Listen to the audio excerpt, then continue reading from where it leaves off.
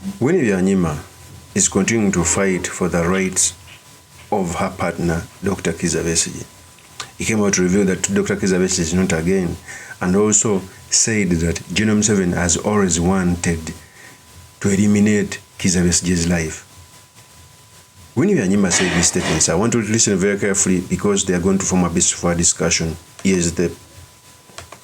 I want Ugandans to understand that's what is happening today to him and to others in the opposition didn't begin with this case. It began 25 years ago when he first challenged President Museveni for the presidency. Some of you are so young in the press here, you were probably not born then. He announced his challenge in the year 2000. And President Museveni shot back and said, "You are a traitor. I will put you 6 feet under." He threatened him with death. And it's been 25 years of persecution. One, I want to agree that every person who has come out to have a divergent view from dictator Kaguta Museveni has faced persecution. And the list is endless. I think from the early 2000s, even during Semogere in the 1994, 1996, it was the first election. Semogere was shot at in the Western. Then when we came in 2000, things started. Every time we go in an election, things are becoming more worse. I remember I was young in the early 2000s. I was very young in primary school. I think I was P1. I could hear that Besigye is running as a presidency and the things that were surrounding the election. And I remember that after that election, I think it was Besigye or Semogere. But by the time Semogere ran as president, I didn't understand anything. I started understanding when Besigye was running. There was even a saying that went like, democracy cannot change leadership. A person who came into power with a gun cannot be taken out with a ballot. By that time is the reason that's why Besigye came out to say that is a hammer. Okay, because General MUSEVENI had come out to say that a pin that has entered a wood cannot be merely taken out by a hand. Besigye said is a hammer. I remember that. So when WINNIE BYANYIMA comes out to say that they used to threaten Dr. Kizza Besigye with this, then it is the right thing. WINNIE BYANYIMA continued to say this. Since then, he has faced arrest after arrest, detention after detention, tear gas, rubber bullets, violence. I had to evacuate him once to Nairobi when he was blinded by tear gas and rubber bullets. He has faced grave criminal charges: treason, illegal possession of guns, terrorism, and even rape. Again and again, these accusations have come to nothing. Nothing. So what I want to agree with, it's like as if General Kaguta Museveni and the entire state understood 3 things. Whenever an opposition leader comes out, either it is a must to face treason, it is a must to face treachery, it is a must to face rape. Every person who has come out to contend, I can say names here, from Besigye to Bobi Wine to Tumukunde to who everyone who has come out to galvanize the masses. Even mere politicians like MPs. I remember during the Arua saga, very many people, like over 20, illegal possession of firearms. Some were charged with treason. The case fell down on flat stomach because people rose up and agitated for the release of Bobi Wine. What we see happening is not prosecution, it is persecution. And what pains me more that every time we go an election, it is even worse. During Kizza Besigye, okay, there were rubber bullet, tear gas, but at least you could be allowed to go somewhere and campaign, most especially during a campaign period. Nowadays, even in campaigns, a person is blocked from entering some districts. A person is trailed as if it is a snake. For example, the recently concluded election, in certain districts, Bobby wouldn't enter in a city center, then that was not a campaign. It wasn't. Trust me. If you block me from entering a city center, during campaigns I'm free to go anywhere, most especially even markets, because they have to hear my message. So for me, I feel bad that our country is going to the dogs. And whenever democracy fails, we put our country at stake. We can turn into a failed nation without us realizing quickly. What happened in Sudan can happen here because we fail to understand the democracy.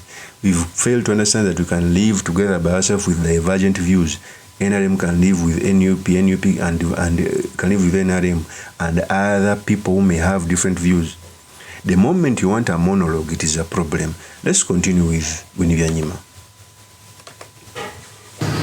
If you recall, he has faced treason charges more than 3 times.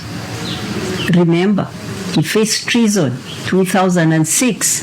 He faced treason 2016. 2016, after 5 years, the state withdrew its case against him. And here we are again, him facing treason. So all these 25 years, the message is very clear. You challenge President Museveni, and the whole might of the state will be turned against you. Look at Robert Kyagulanyi, who ran against him most recently. Where is he? He's in exile. You cannot challenge President Museveni democratically. That's what the story is about. So that is WINNIE BYANYIMA, and it's the right thing. Can you imagine a whole general who controls the state, who normally tells us and waves everything in our eyes that we have democracy, that people can choose their leaders, taking a young man like Robert Kyagulanyi in exile, to an extent that even positions like MPs are now rigged, broad lights, by-election are rigged. Even NRM knows this. Ruabogo has ever come out to say that even a mere post of an MP is being rigged by the NRM, which by there has the majority, almost 75%.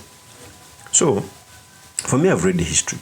I've followed the different issues in our neighboring countries, in democratic countries. Every time a country has been in our stage, it has not ended well. And Uganda has a history of civil wars and overthrowing regimes. It is a risk for a bad governance.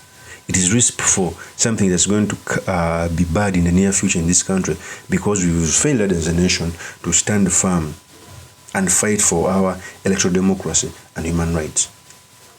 God forbid, what if Dr. Kizza Besigye dies in prison? What are they going to tell us? What really?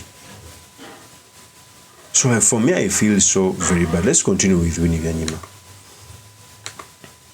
25 years, the message is very clear. You challenge President Museveni, and the whole might of the state will be turned against you. Look at Robert Kyagulanyi, who ran against him most recently. Where is he?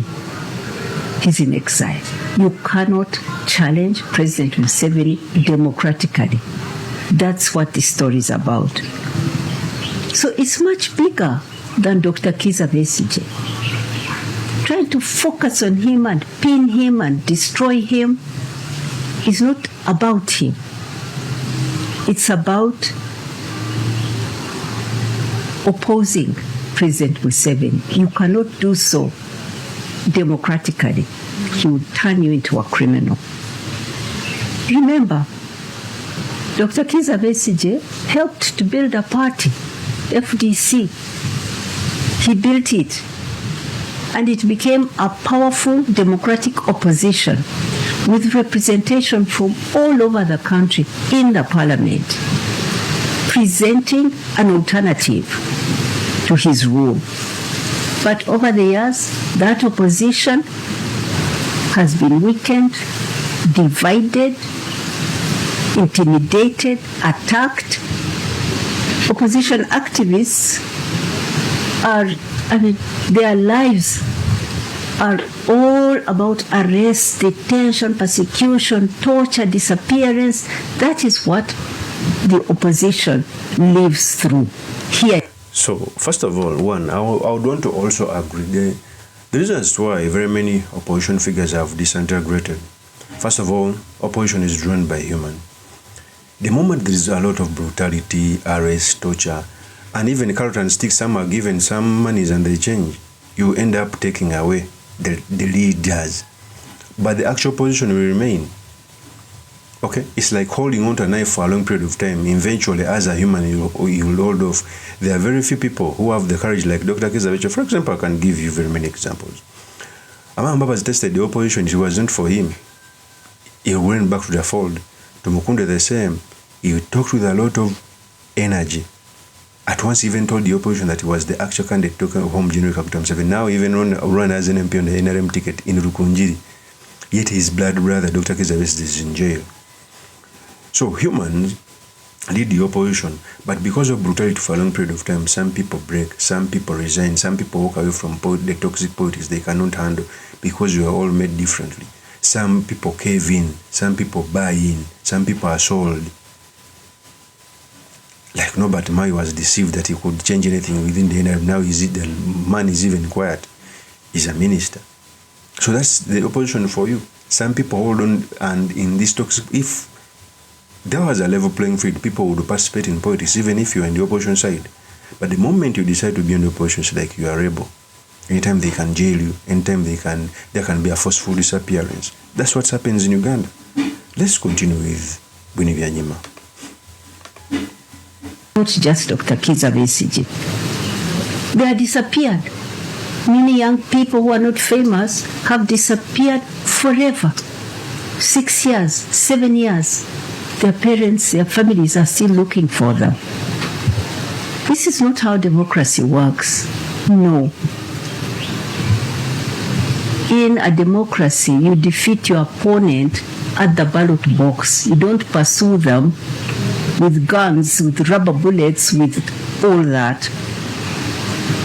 So what I believe this case is about, to me, this case looks like a military operation dressed up as a court case. And it is the truth. It's the reason why he was first tried in a court-martial. Every politician, at least at a certain point, was tried in a court-martial until the law was repealed. Even when the law was repealed, they brought an amendment in court so that civilians can be tried there, because it's the only court that where there's no proper following.